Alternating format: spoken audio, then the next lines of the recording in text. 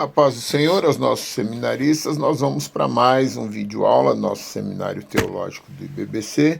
Estamos trabalhando aqui a quinta apostila, a matéria é Vida Cristã. Paramos o vídeo anterior na página 80, retomamos na página 80 no próximo parágrafo. Se porventura o avião perder qualquer característica importante para que a lei da aerodinâmica atue nele, como por exemplo perder uma asa, ele vai começar a cair, provando que a lei da gravidade continua operando. Assim é a lei do espírito da vida, é uma lei superior à do pecado e da morte. Essa lei foi nos dada pelo Espírito em nós. Veja o que Paulo diz: aquele que dos mortos ressuscitou a Cristo, Jesus, há de vivificar também os vossos corpos mortais pelo seu Espírito que em vós habita.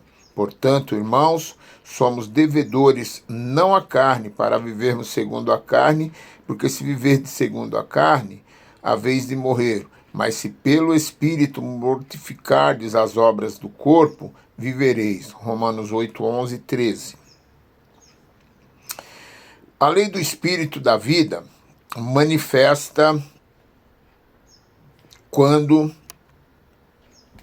se manifesta quando abdicamos das nossas próprias vontades. Inclusive as coisas boas de nosso caráter natural, e dependemos de Deus para qualquer manifestação de obediência. Muitos de nós somos mansos por natureza, mas essa é a mansidão da velha criação, e isso para Deus nada vale. A lei do Espírito opera no terreno da dependência irrestrita a Deus. Se entregarmos a nossa vida a essa lei, teremos menos consciência da velha lei, que, embora continue a existir, já não nos governa, e já não somos presas sua. Pois morremos para essa lei. Agora, com tudo isso, o que significa andar no Espírito? Provavelmente não é um trabalho, é um andar. Não é um esforço opressivo e infrutífero. Em segundo lugar, andar no Espírito implica em sujeição a Ele. Devemos estar sujeitos ao Espírito. As iniciativas da minha vida devem ficar com Ele. Devo entender que eu não tenho e não devo ter iniciativas. Se sou uma pessoa de iniciativa, na cruz isso tem que acabar. Toda iniciativa deve ser do Senhor em mim. Encerramos a página 80.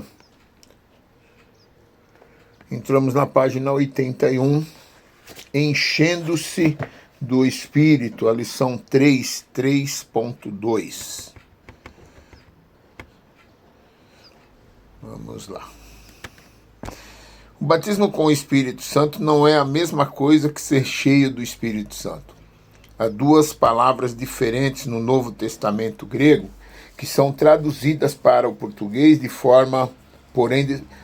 da mesma forma, porém descrevem experiências distintas. Uma é pimpleime, que aparece em Lucas 1,15, João Batista, Lucas 1,41, e mais alguns textos que vocês têm aí, a gente vai adiantar. Paulo também, Atos 13, 9 a 11, Paulo novamente. Essa palavra, pelo contexto em que é usada, dá a entender um enchimento momentâneo para cumprir uma determinada obra. Dá a entender que antes não estava cheio. Tem mais a ver com o batismo com o Espírito Santo que nos dá poder. A outra palavra é pleiros, que aparece no texto de Lucas 4:1 e mais alguns textos correlatos. A ordem para se encher do Espírito. Essa palavra significa ser cheio, mas não como uma experiência de momento, e sim como uma continuidade. Não está relacionada com a obra, e sim com a vida. Portanto, queremos tratar dessa experiência subjetiva de encher-se com o Espírito. Vamos ler o texto que melhor esclarece sobre esse assunto. Está lá em Efésios 5, do 18 ao 21. E não vos embriagueis com vinho, no qual há devassidão, mas enchei-vos do Espírito, falando entre vós em salmos, hinos e cânticos espirituais, cantando e salmodiando ao Senhor no vosso coração, sempre dando graças por tudo a Deus, o Pai, em nome de nosso Senhor Jesus Cristo, sujeitando-vos uns aos outros no temor de Cristo. Esse texto diz como nos enchemos do Espírito. Vamos ver as maneiras listadas nestes versículos de Efésios. Encerramos aqui a página...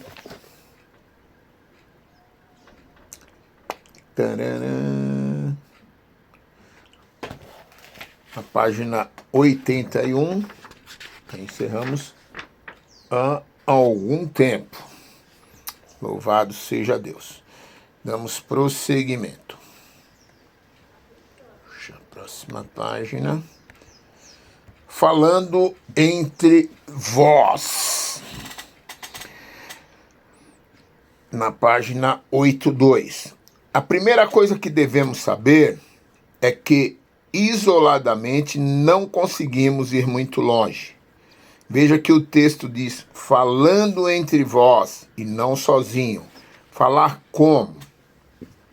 Quando nos encontramos, temos que estar com o nosso coração desejoso de salmodiar, ou seja, orar de maneira aberta e inspirada no amor a Deus. Os cânticos não são simplesmente música, e sim algo que venha do profundo de nosso espírito. Não podemos deixar passar um irmão perto de nós e perder a oportunidade de salmodiar, profetizar, abençoar e orar pelo irmão. Temos de nos livrar de toda a frieza para que possamos experimentar essa verdade na igreja hoje. Para isso, precisamos ter uma vida constante, de constante oração, meditação e contemplação do Senhor. Sempre dando graças a Deus por tudo. Devemos manter uma atitude de louvor e gratidão por toda e qualquer coisa ao nosso redor. Devemos aceitar as determinações de Deus para a vida sem murmurações ou queixas. Esse processo redunda em um tremendo quebrantamento de nosso ego, com o fim de liberar a vida divina em nós, produzindo um verdadeiro enchimento de dentro para fora. Esse é o aspecto subjetivo da cruz, diário e constante. Sujeitando-vos uns aos outros. Quando nos esvaziamos de nossas defesas e orgulho, Deus pode então encher-nos com seu Espírito. A sujeição ao corpo de Cristo quebra o orgulho e a autossuficiência, de tal maneira que nos deixa pronto para sermos cheios do Senhor. Portanto, quando somos cheios do Espírito, podemos com maior tranquilidade sabermos que estamos descansando nele e que assim andamos no Espírito. E já sabemos qual é o fruto de tudo isso, conforme o texto de Gálatas 5, 16 e 18, e 22 e 25. Digo, porém, andai pelo Espírito, não haveis de cumprir a cobiça da carne, porque a carne luta contra o Espírito, e o Espírito contra a carne. E esses se opõem um ao outro para que não façais o que quereis. Mas se sois guiados pelo Espírito, não estáis debaixo da lei. Mas o fruto do Espírito é o amor, o gozo, a paz, a longanimidade, a benignidade, a bondade, a fidelidade, a mansidão, o domínio próprio. Contra estas coisas não há lei.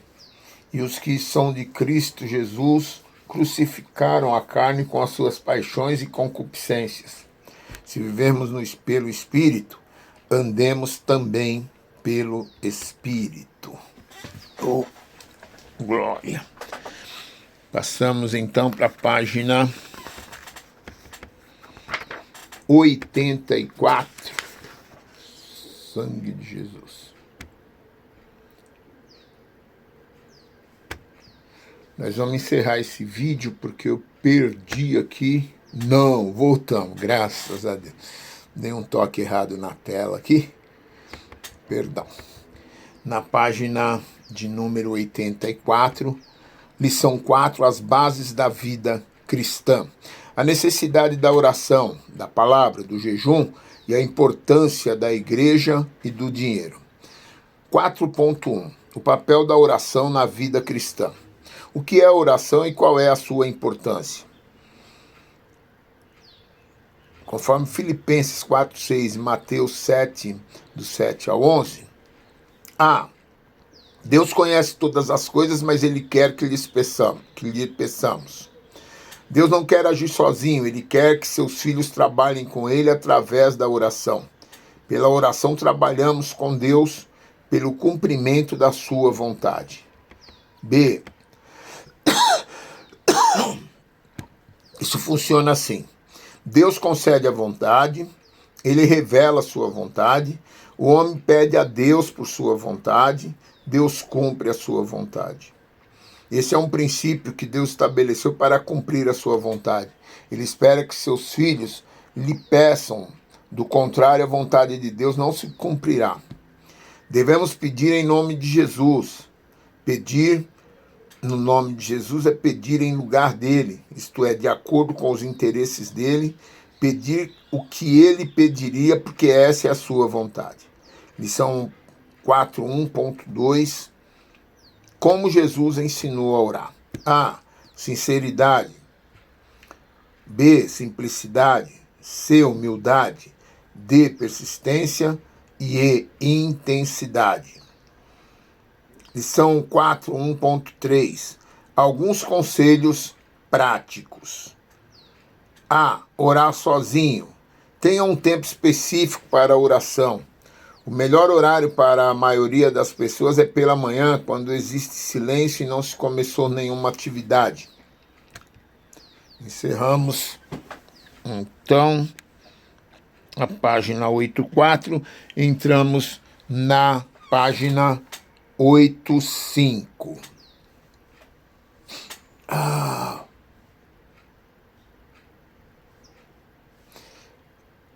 Antes de orar por qualquer assunto, trate com o coração. Nossa consciência tem que estar completamente limpa.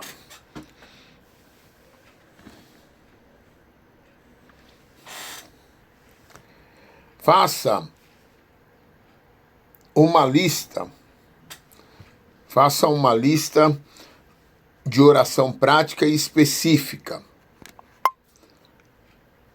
Faça uma lista de oração prática específica, incluindo os familiares, contatos, líderes da igreja, governantes, inimigos, aqueles que te perseguem por causa da justiça e irmãos perseguidos ao redor do mundo. B. Oração junto com os irmãos. Devemos ficar sensíveis para perceber a ligação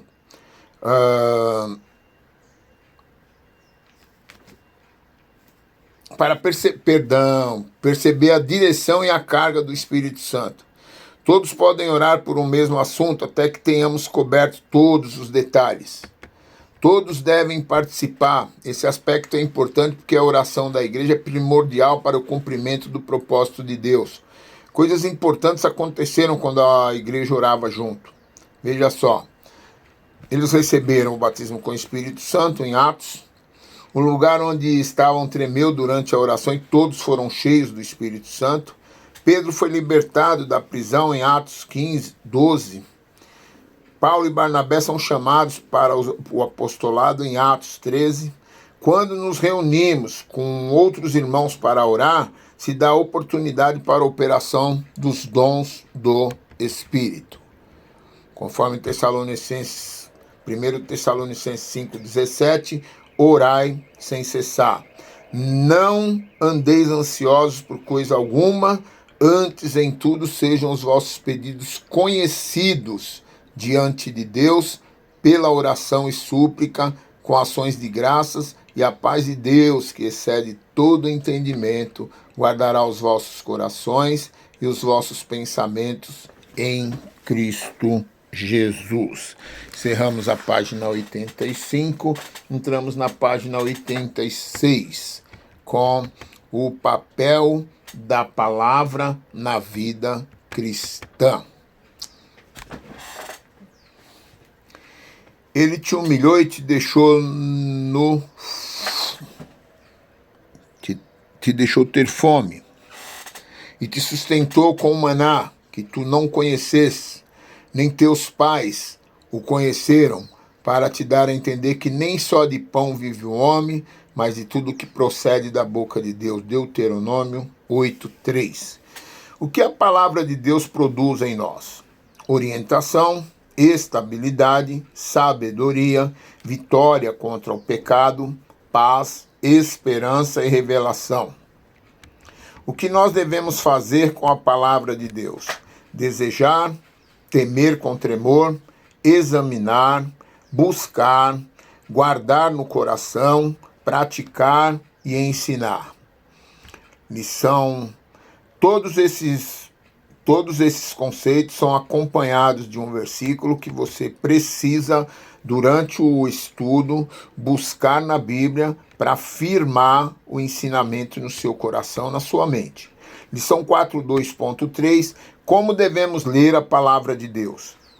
Começar pelos evangelhos. Ler na ordem, os 4 evangelhos, no mínimo 2 vezes. Depois o livro de Atos, as epístolas e, por último, Apocalipse. Os tipos de leitura são devocional.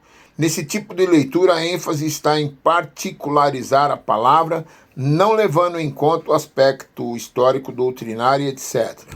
Se lê poucos versículos, meditando, ruminando a palavra, para extrair tudo para as nossas vidas em caráter íntimo e pessoal. E a leitura sistemática. Nós tomamos a palavra como um todo de maneira ordenada.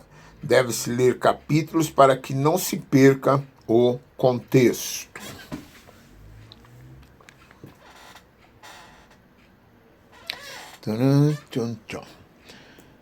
Então vamos lá.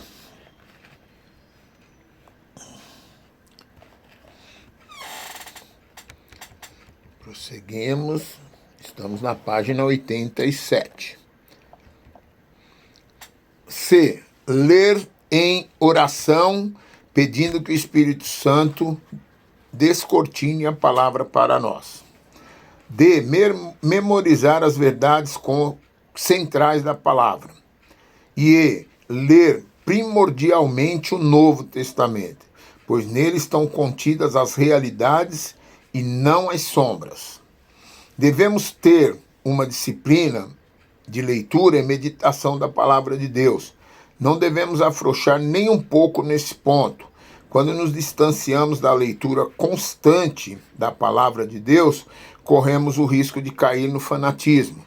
Na prática, observar preceitos de homens cegamente sem questionar a palavra de Deus.